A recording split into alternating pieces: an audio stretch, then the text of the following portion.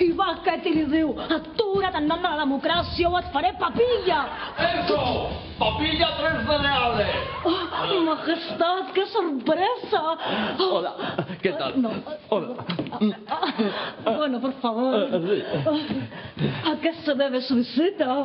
Vengo a ver los nuevos aviones de combate. Oh, mira, son súper chulis. No, estos no, los del día 12 de octubre, los del desfile, eran más grandes y había un tío dentro, hacían... Sí, a esos que hacían... No, esos son los F-16, los que yo quiero hacen... Ah, ya sé cuál dice, el Eurofighter.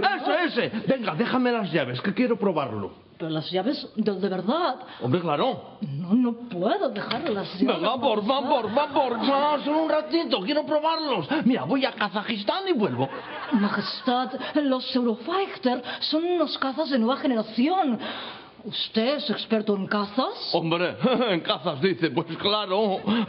300 cadáveres de oso pardo lo atestiguan. Majestad, no puedo permitírselo, no puedo. Oh. Bueno, a no ser que yo coja otro avión y vaya siguiéndolo, claro. Bueno, venga, pues... Oye, ¿tú sabes pilotar? Hombre, y si no, pregúnteselo a Zapatero.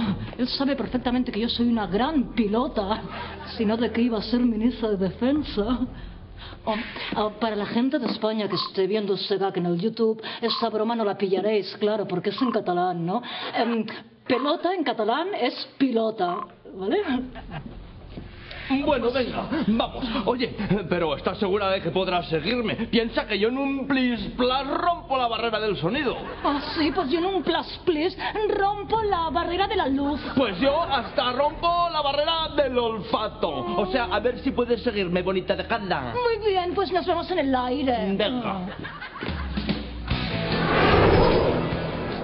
¡Atención!